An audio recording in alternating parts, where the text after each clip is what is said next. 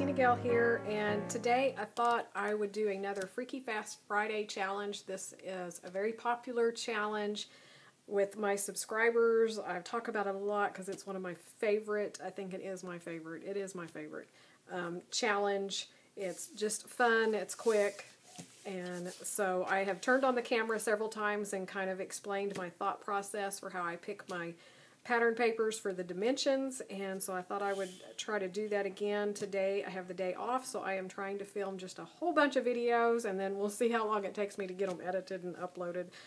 So I'm not sure when you'll watch this, but this is February's Freaky Fast Friday for the scrap room. And what that is they give you a formula, and I'll put it in here. And so this month there are 4 different sizes of cuts. And that's all of the pattern paper or cardstock that you can use other than a 12 by 12 background. So you can't add any other paper. Now you can add lots of embellishments, but not papers. So one of the things that I like to do when I do this challenge is do it when I have one of the 12 by 12 sticker sheets or something like this, because it usually gives you borders. So that's a sneaky way of getting just a little bit more pattern in. I don't know. That's just the way I think. So I love using sticker sheets. And so this is February's double shot kit. So this is where you get 2 new collections, and you get pattern paper and cardstock and embellishments. So this is half of the double shot kit. This is PhotoPlay paper, Boys Rule. So I thought it would be fun. And basically what I am doing right now is I'm going to my oldest photos, and I am trying to just get them scrapped. Everything I've done today so far in the videos that you're going to be seeing are older photos. I've just looked at the patterns or the pattern papers in the collections and tried to go back and see what photos that I can do. I really want to get some of my photos scrapped. I have boxes and boxes of photos because I used to print everything. I've gotten a little bit lax in the last year or so not printing. But I've also duplicated pages because I do it that way. So, but that's a subject for another day. So today we have, like I said, 4 different size of cuts. So we have a circle, a 6 by 6, a 9 by 4.5, and a 10.5 by 2. So usually what I look for is long skinny strips or big strips to kind of get me started. And so this month we have that 6 by 6 square and 7-inch circles. So those are going to be big. And I'm usually thinking photo mat or something behind the photos. Today I'm just working with this one photo. It's dark. You can just barely see my husband back here, and then my son's in the light. And it's just a random photo that I shot of him. I'm not even sure where we're at or what we were doing that day, and there's nothing written on it but the year. So not really a story to tell, other than it really tells about his mischief, and he used to love to run around just like in little overalls or just as bare minimum of clothes in the summer and barefoot. So, and he's barefoot here when we're out. So I just have the one photo, and so with 6 by 6 and a 7-inch circle, it can go behind there, but it's not going to be a full mat. So the first thing I'm thinking is this would probably make a really fun circle. So I think I'm going to choose this paper here for my 7-inch circle. And I'm not quite sure about the 6 by 6. So the other thing that I said was long, narrow strips or whatever. So we have the 10.5 by 2. So even though 2 is not real narrow, I know it's either going to go this way across my page, probably on one side or the other, or across the bottom. That one would be fun, but that really doesn't say a whole lot about that paper, and this one's busy. So I actually think,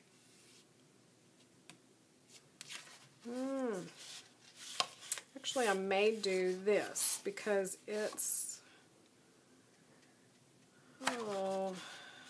okay, it's between the blue and this one, I think. The other thing that I'm thinking about doing is I don't normally do a colored cardstock background. So I'm actually thinking about trying to use that orange. I'm going to go ahead. This is the other, it's kind of it's the blue in the car. But, well, actually that does look good on that. But I had pretty much decided not to because I didn't want to do the blue and orange. But now that I look at it, it's really kind of cute. See, that's another thing. When I do these Freaky Fast Fridays for you, I have not thought about it beforehand. So I want you to see really real time kind of the thought process. Okay, so originally I thought I was going to try to use this, and so I was thinking I wanted this as one of my large pieces, which would probably be the 9 by 4.5. Could be the 10 by 2, but I really think I want that the 9 by 4.5. That's my circle. So my 6 by 6 is probably going to go behind my circle and in front of this, and the 10 by 2 is going to go over that.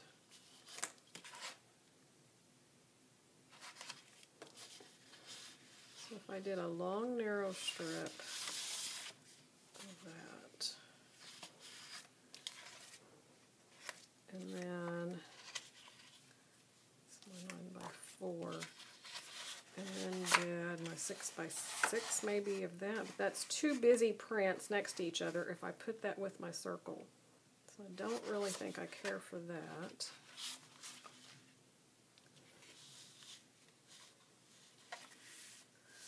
That's my 6 by 6, and this is my big.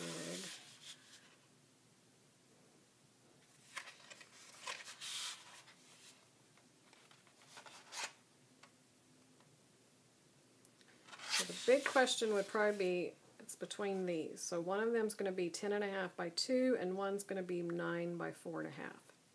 Okay, so I'm going to use this one as the narrow strip because yes, because I don't want a whole lot of that showing. I don't want all those words. It's really busy. I want more of that showing. And I want a bigger piece of this. So that's how I'm going to cut them. My circle, my 6 by 6 square, my 9 by 4.5, and my 10.5 by 2. And I'm going to try to use this as my background. Okay, so I'm going to cut my papers, and then I'll be, oh, I forgot I had this. Maybe I like that better. Okay, so I think I've changed my mind. I think I'm going to go with the blue background. And then I'm going to use this as my long border, my 10.5 by 2, keeping that my circle. And then we're back to the 6 by 6 and the 9 by 4. So I'm going to do 6 by 6 and 9 by 4.5. Alright, so I still struggled with trying to decide on the pattern paper. So this is the red and the speech bubble or whatever. And I went back and forth, and the nice thing is when you have two patterns that you're not quite sure about and they're on the back, you can sit and play with them back and forth, which I do like this. This would work. But it's just not the look that I'm going for, and I was really having a hard time with that orange. So I decided to go ahead and cut another piece out of this paper with the blue and the green to kind of tie it all together. But I'm still going to use the red. But what I decided to do is I want to use it as a photo mat, and then I'm going to do some journaling over here to fill it out. So this is the way that I'm going to put it on, and it just kind of fell into place. There are so many different ways, and you can go on and see what the design team has done. I know there's at least a couple of examples from the design team, and I believe there's one using this collection as well that I saw. But I think this is what I want to do, and I'm going to build up a lot of clusters on top of that to kind of take away some of that red. But I really liked this photo since he's in red and my husband's in red on top of this red-orange here, so that it can really make it pop. But I didn't want so much of it showing. And I want quite a bit of this out here, and I'm just debating whether I want to stitch on this, if I want to do some faux stitching, if I want it up there. I think that's exactly how I want it. It's right there. And then just lots and lots of embellishing. And I had wondered about putting something up here or just leaving everything over here. So if I put something, which there is a banner on this, if I did that, I probably want to move that down, or that's cute with the little airplane. And that would pull in that. Let me see how far that goes over to know whether I want to pull my paper down. I think I do like that, so I think I want to pull that down just a wee bit. Maybe. I don't know, but it's got both my boys in there. Look at the banner. I do like the thought of having something up there. I think I like this better. I may just go ahead and stick that on there so I don't change my mind, since I can't seem to make up my mind. Okay, so let's start gluing down. I think I'll go ahead and put you on fast forward, and we will get this baby put together. Normally I am not this indecisive about picking out my papers, and it's really, really quick, but for whatever reason, this one I just kept going back and forth, and I think it was, a lot of it was trying to work on a colored background on this cardstock, because that's something that I normally don't do. But if you hung in there, I appreciate it. I know sometimes I cut things out, but people really like to see that sometimes we struggle too, the ones that make YouTube videos. And sometimes it just doesn't go together the way you think, and you have to change things up. So hopefully listening to my thought processes and going through all of that, you can kind of see some of the things that you could have done. And there may be ways that I had it before that you liked it better, and it's okay. So, you know, you saw several different variations, and you can just kind of play with it. So now I'm just going to go through and do all of the embellishing. And like I said in the beginning, I love doing these Freaky Fast Friday challenges with these full sticker sheets, because you have so many different options, different sizes, different shapes of embellishments that you can really build up clusters. So I just start pulling ones that I know go with what I want to write about, with the theme of the papers and all of that.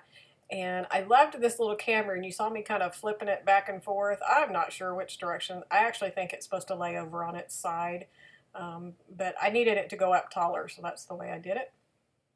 And I love the little speech bubble that says, "You are my greatest adventure." So I wanted to put it up there to kind of pull the photo into the background paper, so you can see it kind of overlaps all of those papers there and goes into the camera, and then the flag behind that goes into the rest of the paper. So that's one way just to pull all of that embellishment together, all of those layers of paper.